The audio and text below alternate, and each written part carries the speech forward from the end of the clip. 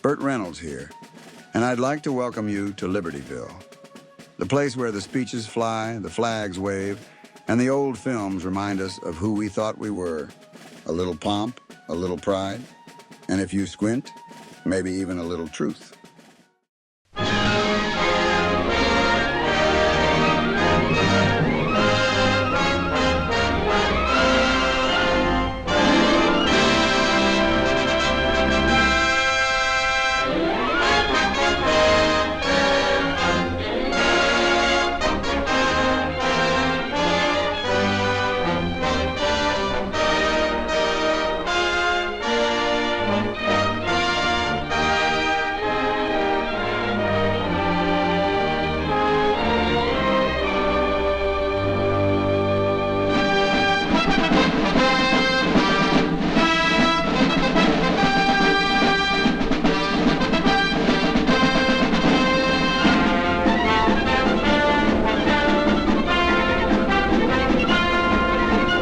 Navy patrol plane, routine patrol. Only behind every cloud may be an enemy.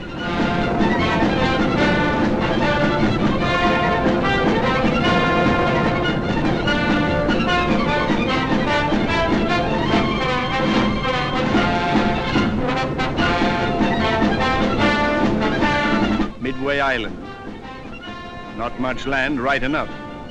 But it's our outpost, your front yard.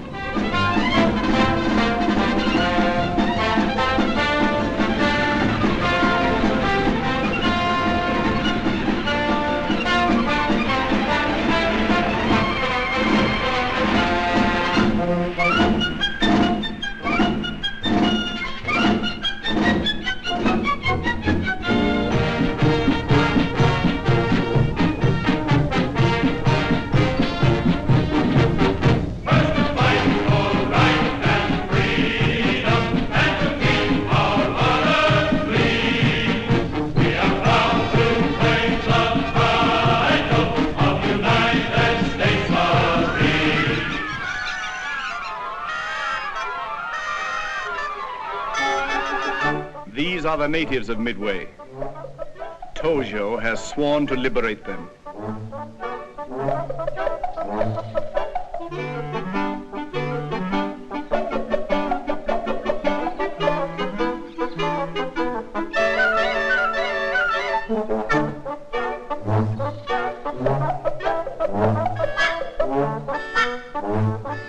The birds seem nervous. There's something in the air. Something behind that sunset.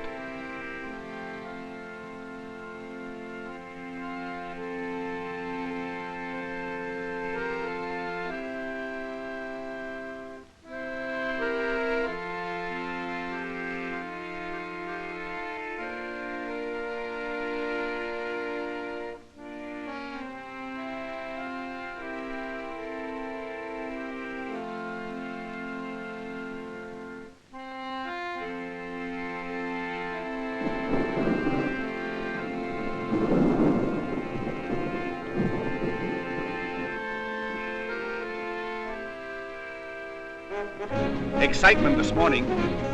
The Dawn Patrol has sighted an enemy fleet. During the night, flying fortresses had landed at Midway. An historic council of war is held.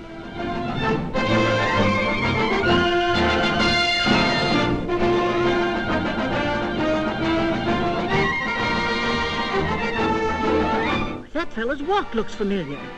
My neighbor's boy used to amble along just like that. Say, is that one of them flying fortresses? Yes, ma'am, it is.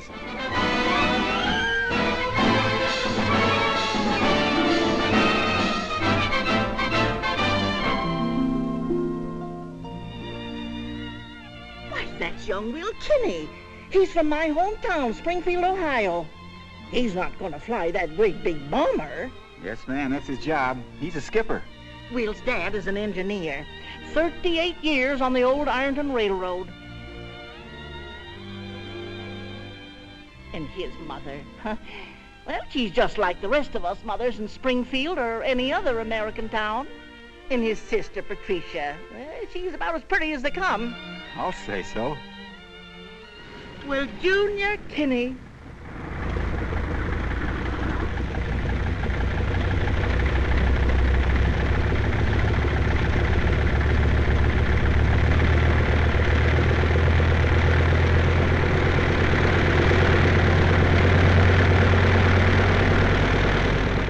Good luck.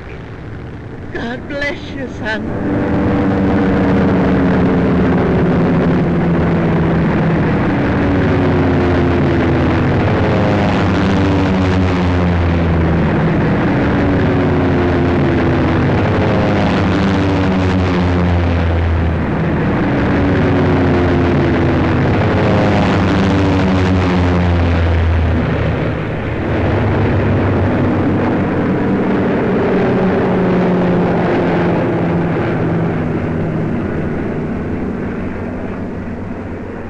Suddenly, from behind the clouds, the Japs attack!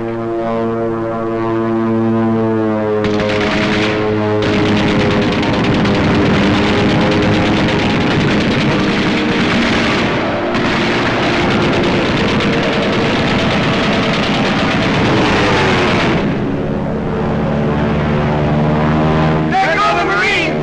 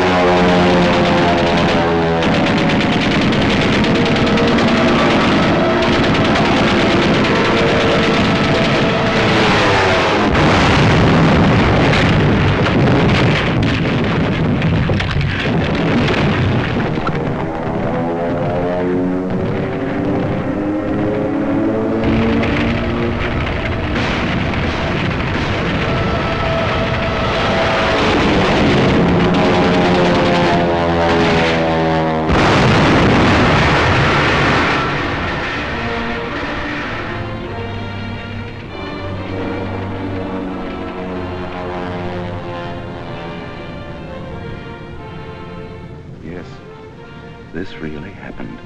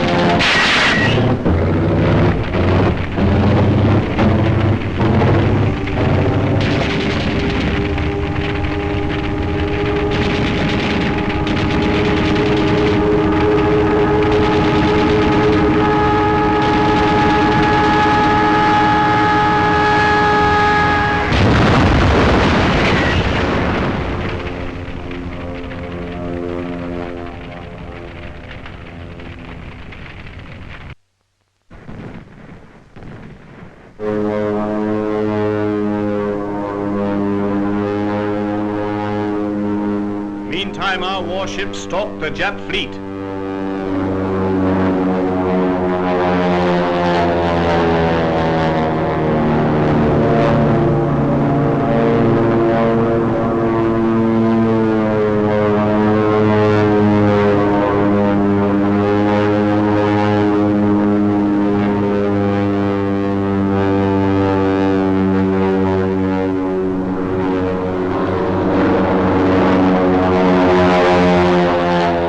Suddenly, the trap is sprung.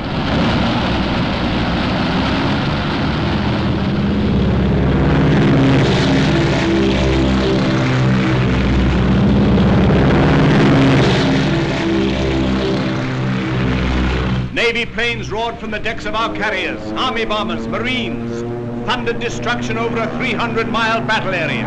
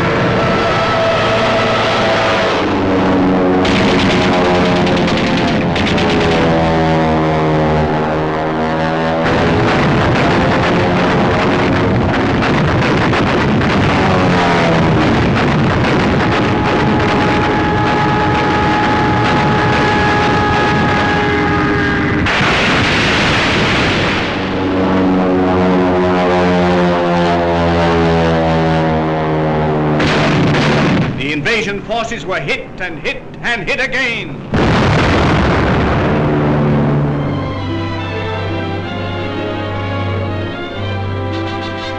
Men and women of America, here come your neighbor's sons, home from the day's work. You want to meet them. There's Jimmy Thatch, 7 meatballs on his plane.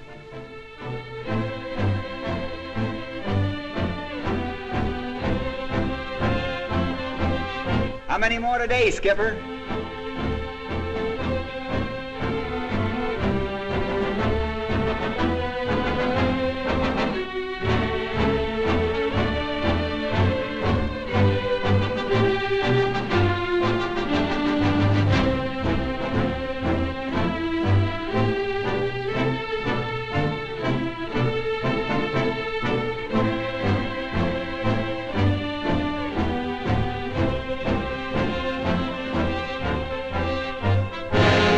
Back at Midway, Tojo swore he'd liberate the natives. They seem just as free as they ever were.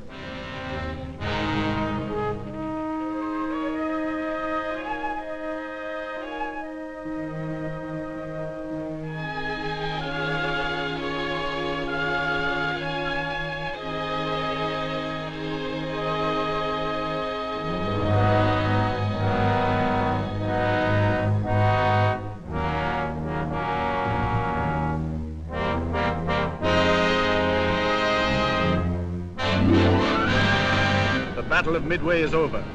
Our front yard is safe, but a big job is still to be done. Day after day, our patrol planes search for survivors. Every tiny coral reef, every distant mile of sea. Search for men who fought to the last round of ammunition and flew to the last drop of gas and then crashed into the sea. 8 days, 9 days, 10 days without food or water. His first cigarette. Boy, that first drag sure tastes good.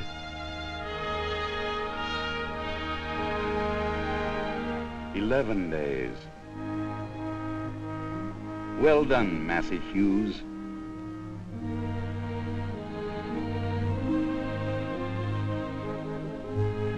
Logan Ramsey.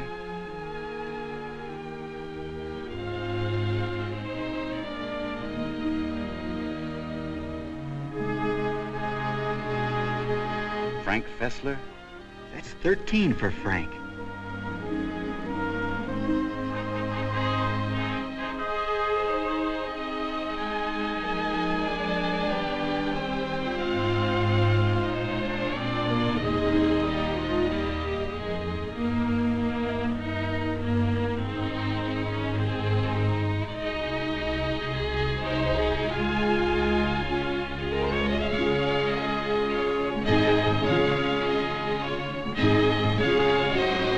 Those boys to the hospital. Please do, quickly. Get them to clean cots and cool sheets. Get them doctors and medicine. A nurse's soft hands. Get them to the hospital. Hurry, please. There was a hospital. Clean, orderly, 100 beds. And on its roof, the Red Cross plainly marked. The symbol of mercy the enemy was bound to respect.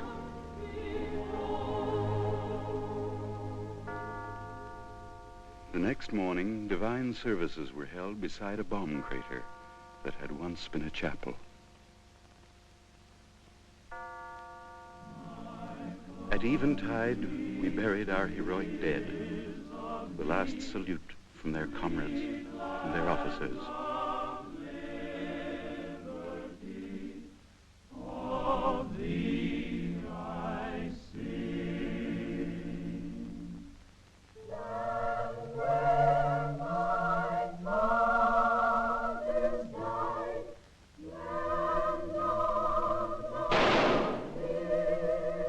Captain Simard of the Navy. Colonel Shannon.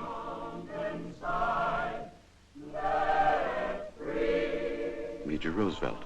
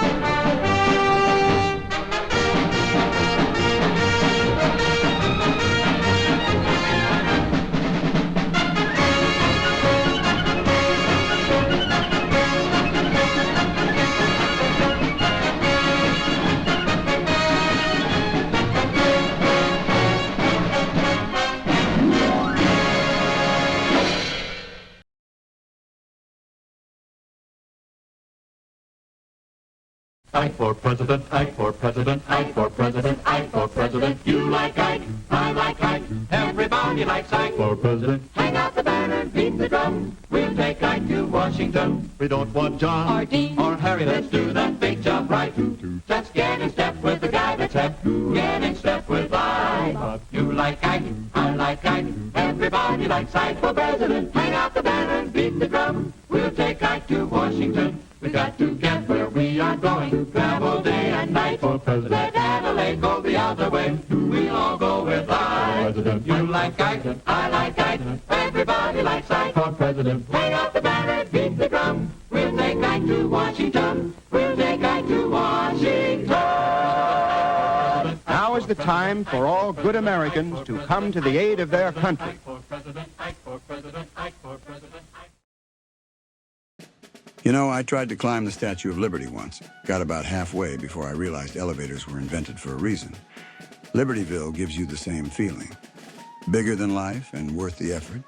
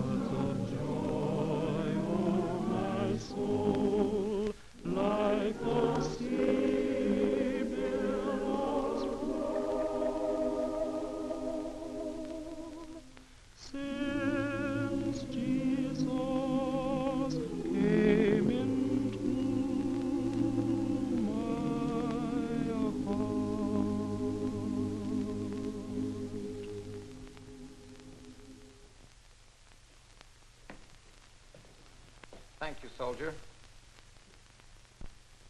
My prepared text today was to have been, "Make thy name be remembered in all generations."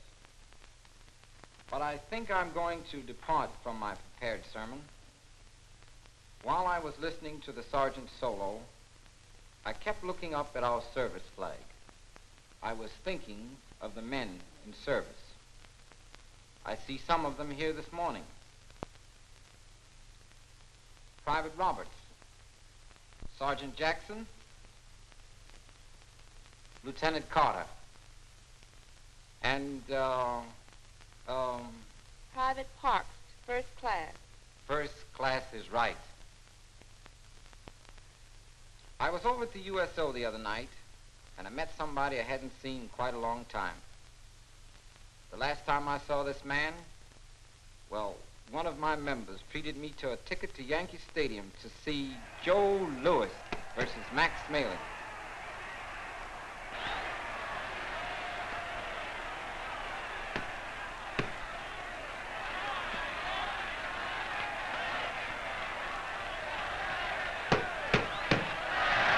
In 1 minute and 49 seconds, an American fist won a victory.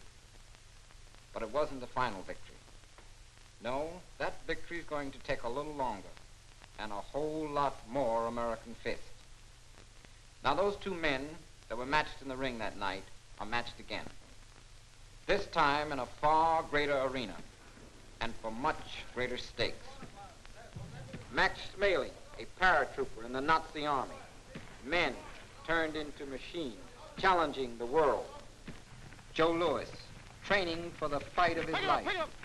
This time it's a fight not between man and man, but between nation and nation.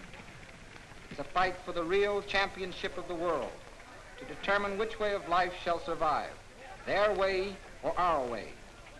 And this time, we must see to it that there is no return engagement.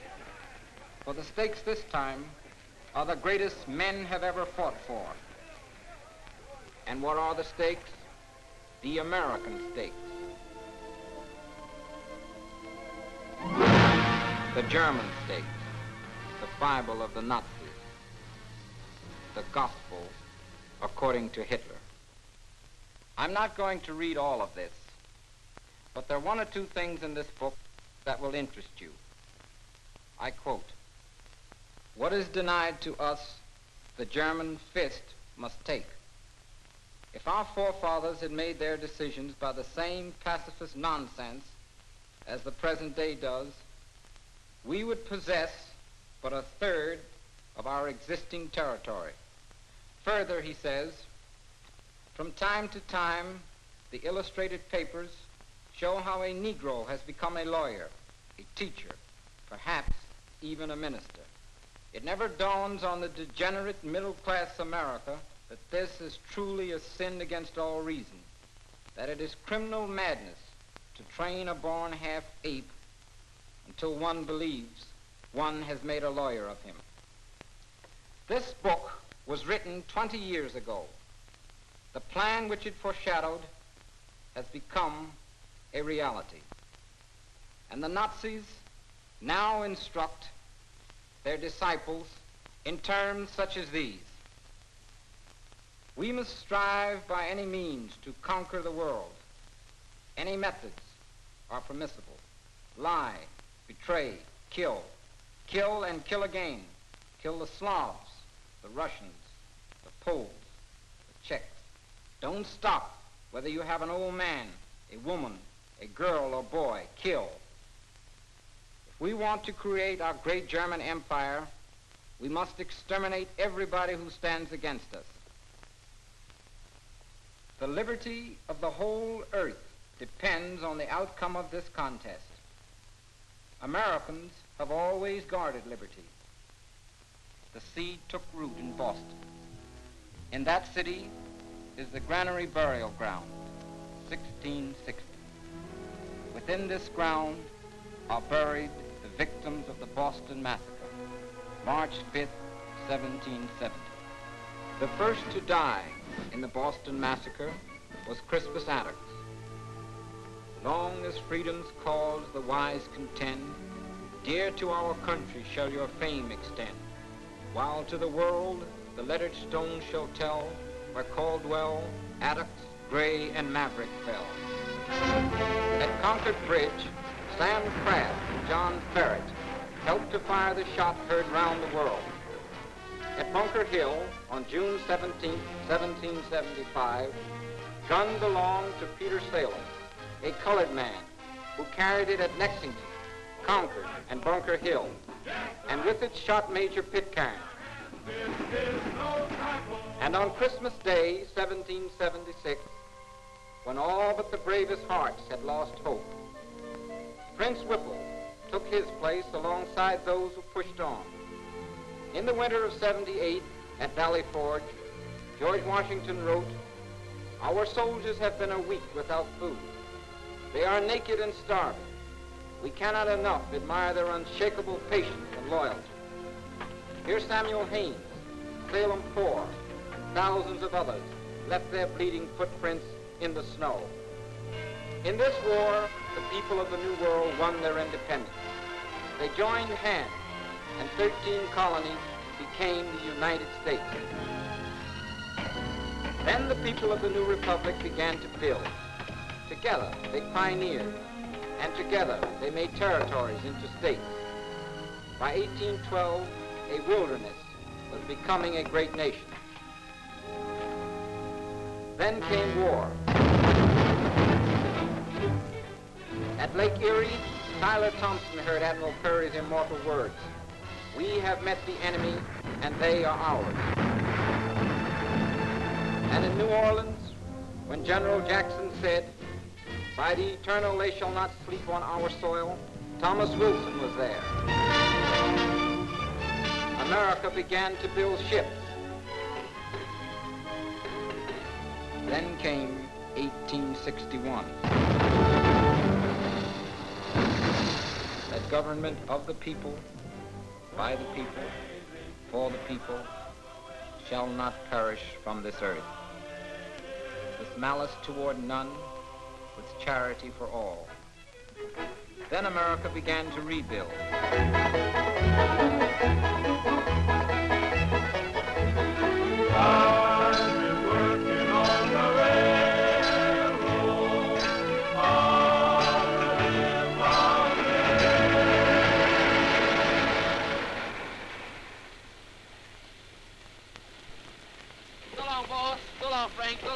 Take care of everything, you know what I mean. What's the matter, Jim? You quitting? Man, I'm going to Cuba. Cuba? Yeah, with the 9th Regiment, United States Cavalry, horsemen. Jim fought in the Spanish-American War. At Santiago, Cuba, the 9th and 10th Cavalry, the 24th and 25th Infantry added to their long record new medals of courage and gallantry. I'm Jim.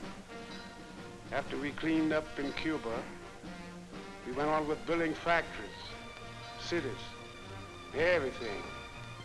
As for me, well, I went to Panama to help on a little job. A little job, connecting the Atlantic and Pacific.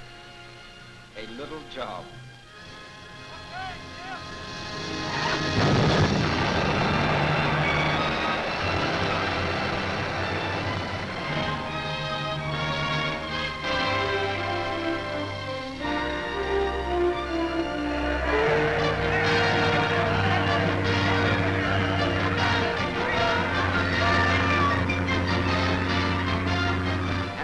In France, Jim wasn't there, but his sons were.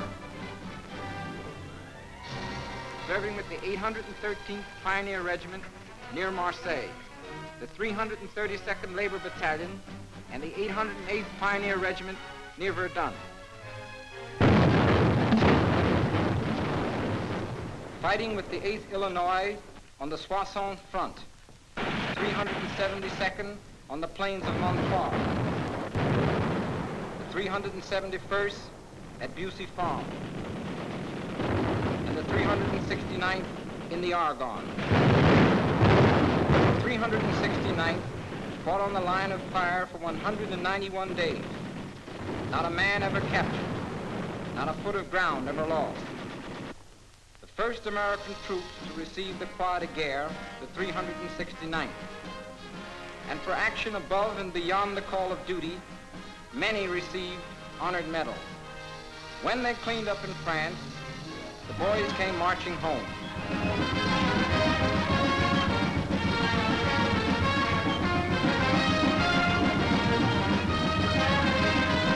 Among them was Henry Johnson, who with one companion, Needham Roberts, killed 4 and captured 28 Germans, for which the French nation decorated them for exceptional bravery.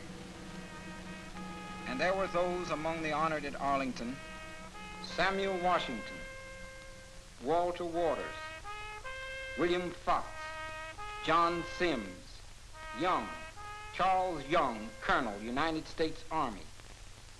And to their memory, sermons in stone and bronze, tributes of a grateful nation, to commemorate the heroism and sacrifice of all colored soldiers who served in the various wars engaged in by the United States of America, that a lasting record shall be made of their unselfish devotion to duty. And in France at Bussy-Farm, the French people erected a memorial to the 371st Infantry. This stone and the ground on which it stands are dedicated to the Negro troops who fought and died here on April 21st, 1918. 23 years later, on June the 15th, 1941, an invading German army... Yes, the Nazis destroyed our monuments in France, but our monuments here stand and will always stand. The founder of Tuskegee Institute, Booker T. Washington, 1856-1915. He lifted the veil of ignorance from his people and pointed the way to progress through education and industry. The late George Washington Carver, honored in the chemistry of agriculture, and the men and women building the monuments of tomorrow. Law, elected judge of New York City courts, serving his second 10-year term. Explorer, the only other American with Admiral Peary when our flag was planted on the North Pole. Medicine, leading New York City surgeon. Father of the blues, financier and publisher, contributing to the war bond drive. Education, principal of a New York City public school.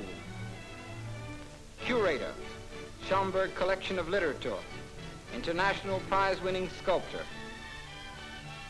Singer.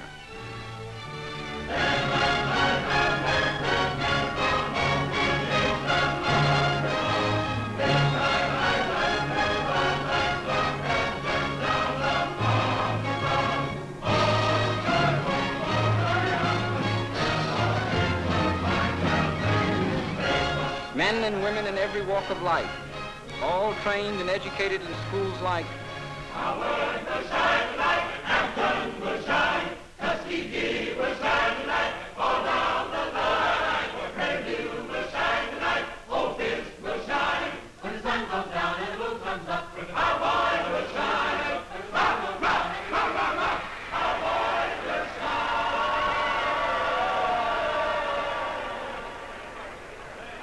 The Olympic Games have begun.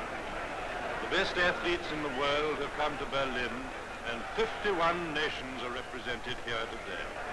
The 6 fastest sprinters of the world are getting ready. Owens, America. Forstmeyer, Germany. And The men's high jump. Weinkertz, Germany.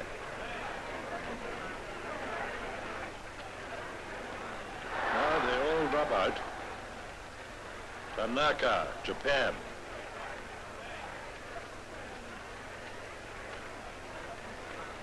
And he drops out too. Bars now 2.03 meters high. That's 6 feet 8 inches. And Johnson of America.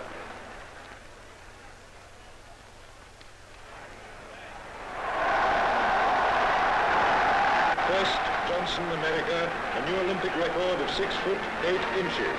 Second, help Britain, America. Third, further America.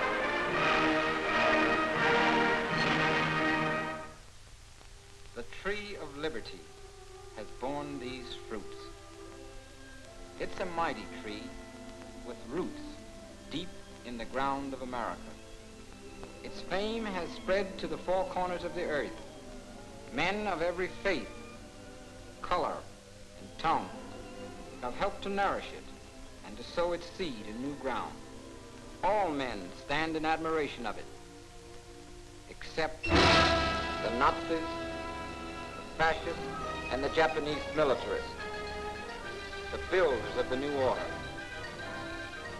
There is not a man alive who does not know of the crimes of these adventurers. In Europe,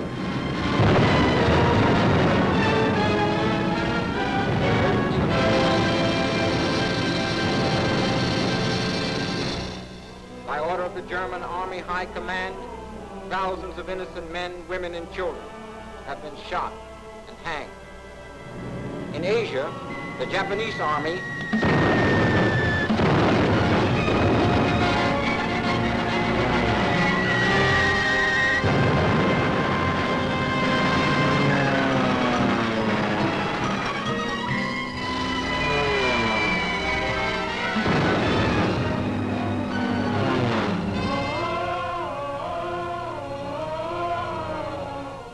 those who will tell you that Japan is the savior of the colored races.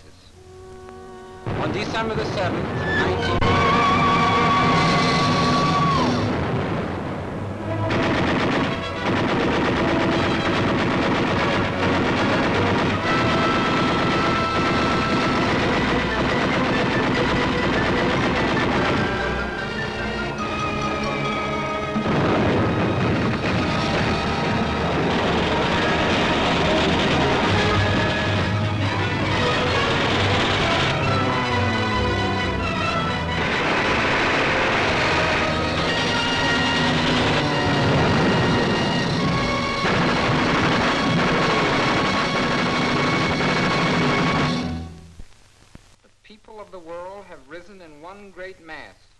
to bring to justice the ringleaders responsible for these crimes. In America's Army, in every branch of the service, artillery, tank, quartermaster, engineer. Don't forget the infantry. Yes? My boy's in the infantry. He's up there, third from the left in the bottom row. I got a letter from him last night. He's an officer. Robert? Did he get to be an officer? Yes, he says so right here. Dear Mama, at last it's happened. I'm an officer, Lieutenant Robert A. Bronson, infantry. Don't it sound good? Of course, I haven't got my bars yet, but I'm on my way to officers' candidate school for 4 months. And if I pass the examination and graduate and get my commission, I'll be an officer. Now, I can do it, Mama. If I could go through those first 13 weeks the way I did, I can go through anything. That morning at the railroad depot, I didn't know which side was up, but misery sure loves company. When I said goodbye to you, I was laughing, but I wasn't tickled.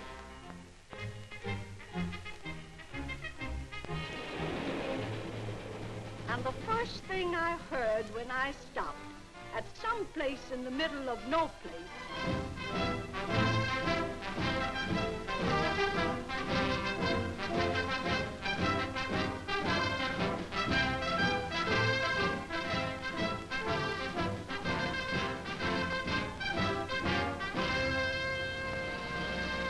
All right, men, on behalf of the United States Army, the reception center here at this camp, we're glad to welcome you here today and into the United States Army.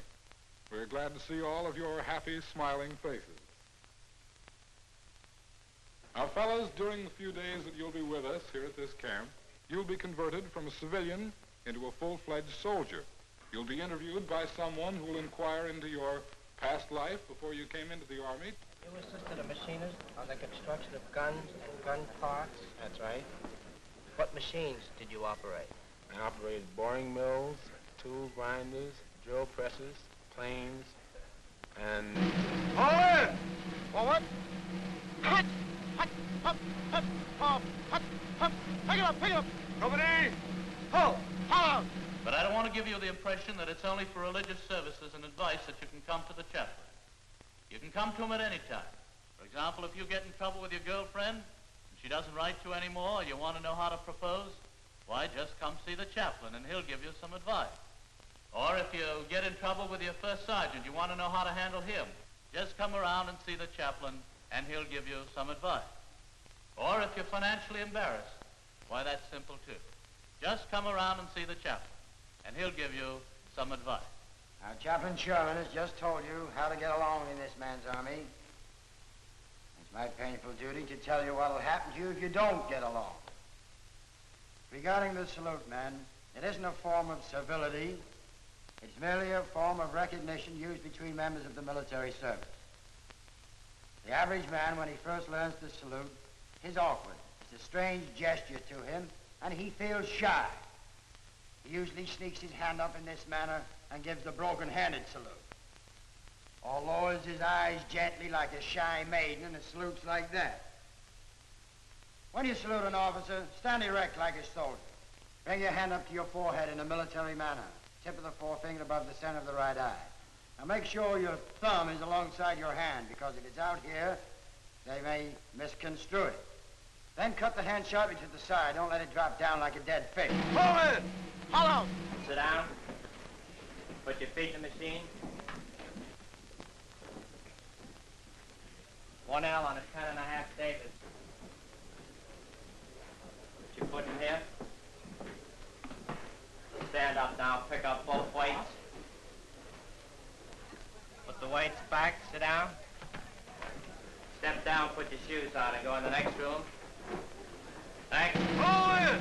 Hollow! All right, men. Strip down completely. Put every piece of civilian clothing that you have into that barracks bag. Now, when you're completely stripped and have everything into that bag, put on a set of summer underwear, a pair of shorts, a pair of white woolen socks. All right, now you try on your green herringbone fatigue hat first. That's a green hat with a brim on it. Try it on. If it fits, place it into your barracks bag. Now, don't mind if it's a little loose. But I made it. All of us made it. They put us through so many twists and turns, we didn't know whether we were coming or going. But Uncle Sam did. We were going. He put us on the train that same afternoon for the replacement center. We kept passing troop trains going back and forth all over the country. We finally arrived at a place called Military Secret. But this much I can tell you, it was cold. And even before we had a chance to thaw out, they had us in the school of the soldier. The sergeant gave it to us straight. You sleep in that bed, you'll make it. You wear them clothes, you'll wash them. You walk on that floor, you'll clean it. There's no servants here. You understand that? And I bet right now, Mama, I can make a bed better than you can. But before I had a chance to get the bed warm, there I was. In the beginning, the new hands were all feet. Right? Hey. Forward. Forward. To the rib. Forward. Left flank. Forward. Right flank. Forward. Rib. Forward. Rib. Forward. Hop. Hop. Hop. Forward. Rib. Forward. Left flank. Forward. Right flank. Forward. Rib. Forward. Rib. Forward. Rib. Forward. Hop. Hop. Hop. Forward. Hop. Hop. Then came the cross-country marching.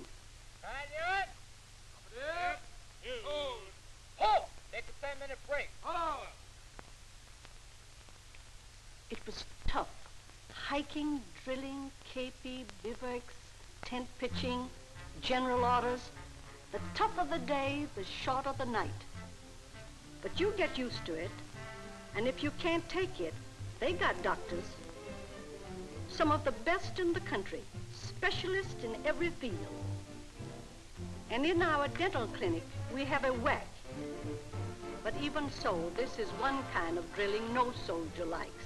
But after all the making beds and peeling potatoes and drilling and marching, they give you a rifle and teach you to shoot it. In no time at all, I could hit the broadside of a barn. It was fun. It's not all work. There's football, baseball, boxing, and oh yes, ping pong. If you want to read, there's a library. Can you imagine me listening to poetry? But it came in good. The very next day, I got a chance to use it. We were sent on a detail to a nearby camp. I saw some soldiering that was beautiful to behold. Platoon, head on! Forward! March! 1, 2, 3, 4. 1, 2, 3, 4. 1. Get up! Go! 1, 2, 3, 4.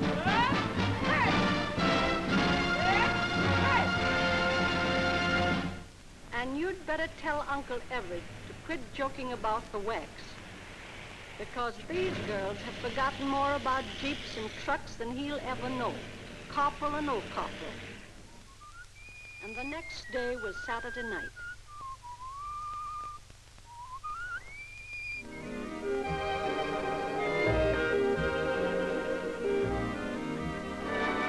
She was very nice, Mama.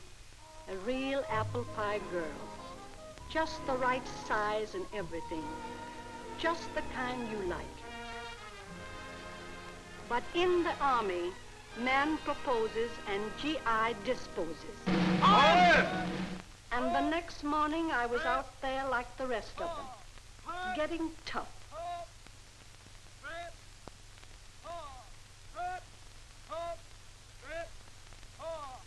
In this man's army, they want you to be tough. But tough. And I mean tough. And tough in the army means a good fighter who can stand up against a strong enemy and beat him to the draw. And after a hard week, a soldier welcomes a Sunday.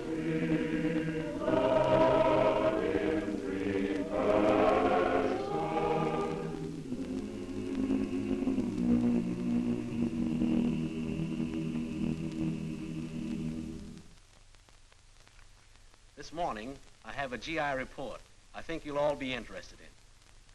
This is an official statement from the War Department. In the present World War, there are more than 5 times as many men with high school education in our armed forces than were in World War I. This has meant an increase in officer candidates. Official figures tell us in the present war, there are 3 times as many colored officers as in World War I. From a score of different schools, men have earned their commissions and taken their place alongside those who come from any one of the hundreds of ROTC schools and the greatest of all military institutions, West Point.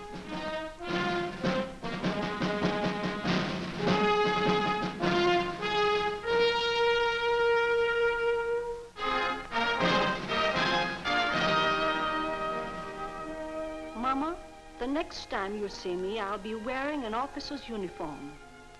Ready to get in there and get this war over with.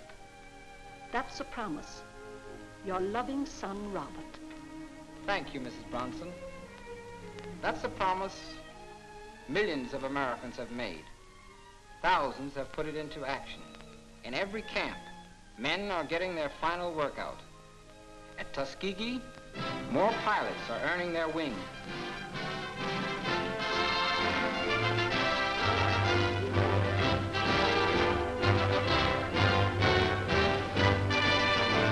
In a short while, these young officers will be full-fledged combat flyers, taking their place at the controls of our fighter planes.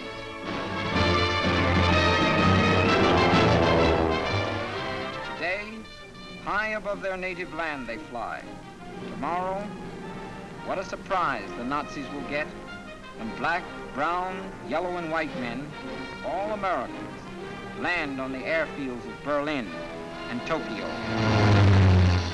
In the far north, seasoned soldiers are toughening themselves. For they know that in a fight against all that is evil, truth must be ready. Ready to strike hard and often. No waiting for weather or temperature. Any weather can be good weather. Any temperature can be right. When men know the meaning of their job and are determined to get it done, come what may.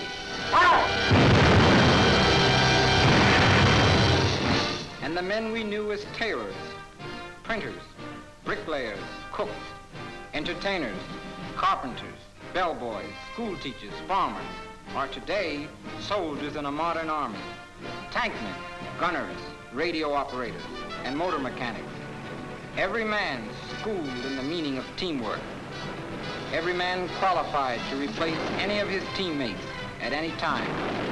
Every man ready to do his share.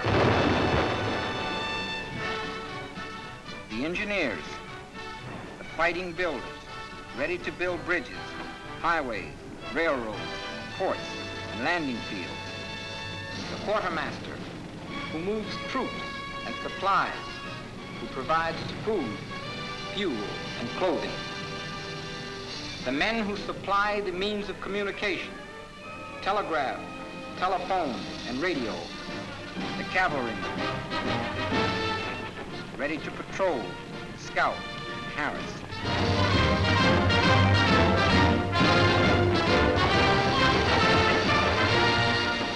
The tank destroyers, ready for swift and decisive action.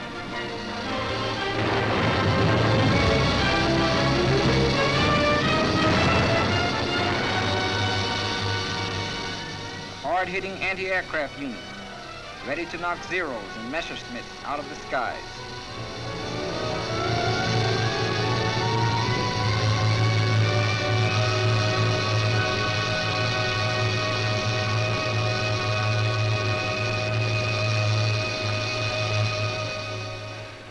And the infantrymen, the backbone of the army. Order double, hit that water.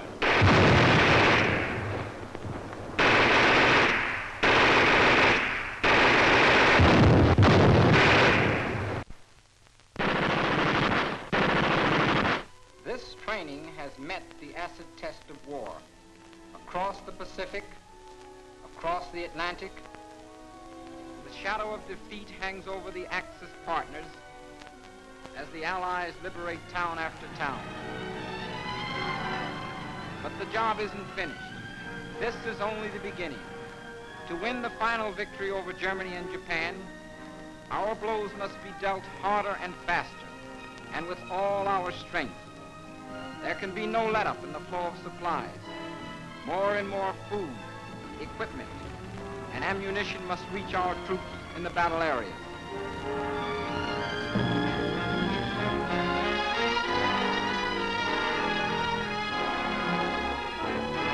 More airports, landing fields, docks, bridges, and roads must be built. Our troops must build them through the swamps of the South Pacific,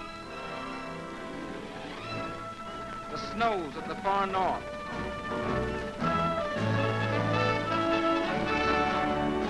over the mountains of India, and across the rivers of Europe.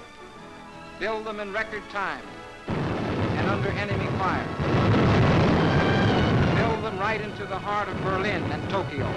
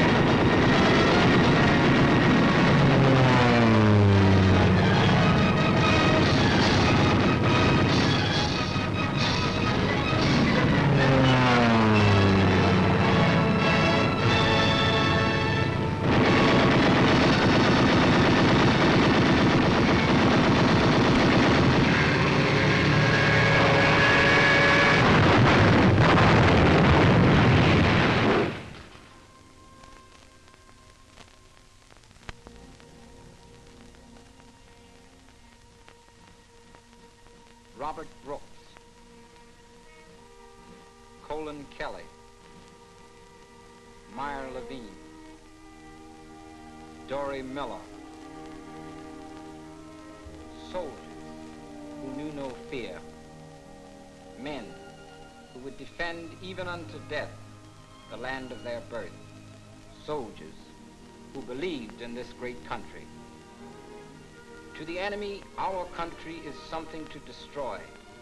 Our homes, our right to worship God, our little belongings, something to crush, to shackle, to plunder. Oh God, we thank you for this land which our fathers have helped to build. Grant that we may, with your help, be worthy of this heritage, and in our turn, enrich it for our children, so that government of the people, by the people, for the people, shall not perish from this earth.